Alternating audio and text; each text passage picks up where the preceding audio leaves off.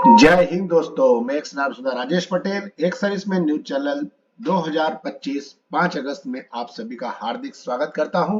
पहले खबर बताऊंगा हेडिंग, इसके बाद विस्तार से। खबर अच्छी लगे तो सब्सक्राइब और लाइक करना ना भूलना। पहले खबर हेडिंग, वहां एक सर्विसमैन को टीएडीए, वाह, एक सर्विसमैन को टीएडीए राष्ट्रपति की मंजूरी।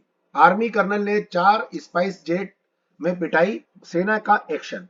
टीए फॉर ईएसएम जेसीओ और अफसर्स एस पर इंटाइटलमेंट। ईएसएम की दिक्कत खत्म, दवाइयों की होगी होम डिलीवरी। सेना पर बयान, राहुल गांधी को सुप्रीम कोर्ट ने लगाई फटकार। पूर्व सैनिक की रिटायरमेंट पर एमओडी को हाई कोर्ट की फटकार। और ईएसएम जेसीओ और नई भर्ती। अब खबर विस्तार से। एक सेना के कर्नल हैं जो बोल रहे हैं कि स्पाइस जेट के कर्मचारियों ने मेरे साथ में जो बुरा व्यवहार किया है, और उन्होंने कहा कि नो फ्लाइट की लिस्ट में उनका नाम डाल दिया गया है। और वह श्रीनगर में तैनात थे, उत्तरी कश्मीर से तैनात होकर वो अधिकारी 26 जुलाई को श्रीनगर हवाई अड्डे पर स्पाइस जेट के 4 कर्मचारियों के साथ कथित तौर पर मारपीट करने का मामला दर्ज किया गया है। अधिकारी से नई दिल्ली जाने वाली उड़ान SG 386 में अतिरिक्त केबिन सामान ले जाने के लिए भुगतान करने को कहा गया था। और श्रीनगर हवाई अड्डे पर स्पाइस जेट कर्मचारी पर अधिकारी द्वारा हमला करने के बाद भारतीय सेना ने पहला बयान जारी किया है कि पूरी तरह प्रतिबंध है। अंतर्राष्ट्रीय हवाई अड्डे पर स्पाइस जेट एयरलाइन के कर्मचारियों के साथ मारपीट करने वाले एक सैन्य अधिकारी का वीडियो वायरल होने के बाद भारतीय सेना ने रविवार को एक बयान जारी किया और कहा कि वह नागरिक स्थानों के अनुशासन बनाए रखने के लिए पूरी प्रतिबद्ध है। सेना ने एक बयान में कहा कि यह मामला भारतीय सेना के संज्ञान में आया है और हम लंबी जांच के निष्कर्ष की प्रतीक्षा कर रहे हैं। भारतीय सेना देश भर के सभी नागरिकों स्थानों पर अनुशासन और आपसी सम्मान बनाए रखने के लिए पूरी प्रतिबद्ध रहती है। स्पाइस जेट ने दिल्ली जाने वाली विमान में सवार होने वाले एक वरिष्ठ सैन्य अधिकारी ने 26 जुलाई को श्रीनगर हवाई अड्डे पर एयरलाइन के 4 ग्राउंड स्टाफ के साथ मारपीट की थी। लेफ्टिनेंट कर्नल सी, जो वर्तमान में बारामूला जिले के गुलमर्ग में सेना के high altitude warfare school HAWS में तैनात है, को स्पाइस जेट की दिल्ली जाने वाली उड़ान पकड़नी थी, तभी यह घटना घटी है। और ये अब जो ट्रेविंग अलाउंस के लिए एक सर्विसमैन वेलफेयर की तरफ अपना जो है ये लेटर जारी किया गया है, जिसमें लिखा गया है कि travelling allowance and daily allowance पर ईसीएचएस पॉलीक्लिनिक स्टाफ, ये जो पॉलीक्लिनिक स्टाफ जो कि हमारे ईसीएचएस के अंदर रहते हैं, उनके लिए ये लागू हो गया है और ये उसका लेटर है। बाकी आप इसके अंदर पढ़ सकते हैं। ये बहुत अच्छी खबर है। इसमें ओआईसी के लिए भी है, इंटालमेंट के बेसिक के हिसाब से। इसके बाद सिविलियन एम्प्लॉयमेंट और मेडिकल स्पेशलिस्ट, मेडिकल अफसर, डेंटल अफसर सभी के लिए पे लेवल 11 के हिसाब से।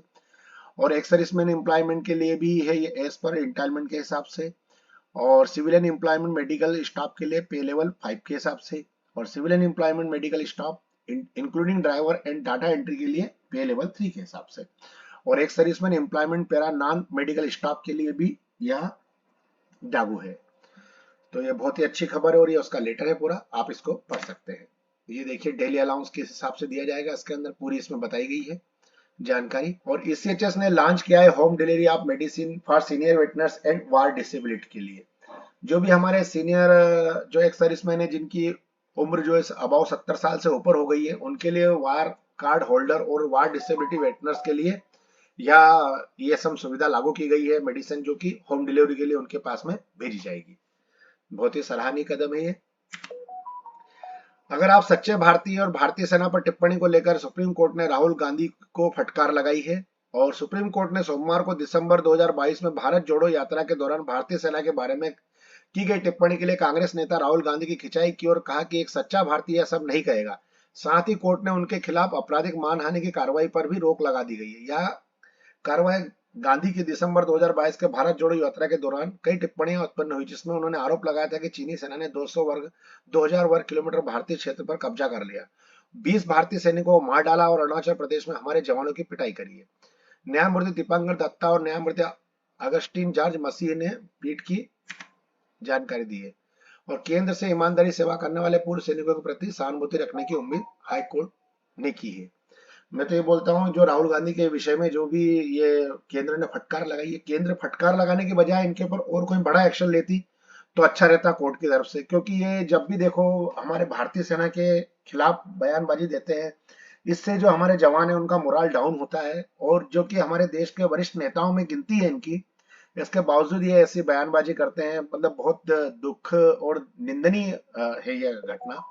और इनको शर्म आनी चाहिए, लेकिन इनको नहीं आती है। और ये पता नहीं कौन सी मानसिकता के व्यक्ति हैं जो कि इनको राजनीति पार्टियों से उनका लेना देना है वो जो है, लेकिन कम से कम देश की सेना के ऊपर तो आप इल्जाम मत लगाएं ऐसे, या उनके ऊपर तो ऐसी टिप्पणियां ना करें। खैर, अब जो भी है, इनके विवेक की बुद्धि का परिचय है ये। बाकी नेक्स्ट खबर मैं आपको बता देता हूँ। केंद्र से ईमानदारी से सेवा करने वाले पूर्व सैनिकों के प्रति सहानुभूति रखने की उम्मीद, हाईकोर्ट। पंजाब एवं हरियाणा उच्च न्यायालय ने कहा है कि वह भारत सरकार से अपेक्षा करता है कि वह पूर्व सैनिकों के प्रति अधिक विचारशील और सहानुभूतिपूर्ण व्यवहार करे, जिन्होंने अत्यंत समर्पण और ईमानदारी से देश की सेवा की है। पीठ ने जोर देकर कहा कि उसे इस बात से बेहद दुख है कि भारत सरकार 4 साल से ज्यादा समय बीत जाने के बाद भी ऐसी याचिकाएं दायर कर रही है, जबकि न्यायाधिकरण के फैसले को चुनौती दी गई है। पीठ ने आगे कहा कि 8 न्यायमूर्ति अश्विन कुमार मिश्र और न्यायमूर्ति कुलदीप तिवारी की खंडपीठ ने जोर देकर कहा है कि भारत सरकार से यह अपेक्षा नहीं की जाती कि वह पूर्व सैनिकों को मिलने वाले लाभों से वंचित करने के लिए मुद्दे उठाती रहे है, जबकि सेना के नियमों में निहित प्रावधान के आधार पर उनकी पात्रता निर्धारित कर दी गई है। और खंडपीठ ने जोर देकर कहा है कि हम ऐसी रिटायर याचिकाएं दायर करने की प्रथा को निंदा करते हैं। देखिए, बताओ, इस कोर्ट में अगर उनके सैनिकों के खिलाफ, अपने सैनिकों के प्रति सहानुभूति वाला फैसला आ जाता तो सरकार जो फिर उसमें हाई कोर्ट में केस लगाने के लिए बोल देती है। देखिए, अब हमारे सरकार का हमारे प्रति क्या क्या रवैया रहता है। अब नेक्स्ट है, ये वैकेंसी की खबर है ये। इसमें opening date submission of online के लिए 8/7 से ओपनिंग थी, और ये 2 दिन बाकी रह गए इसके अंदर।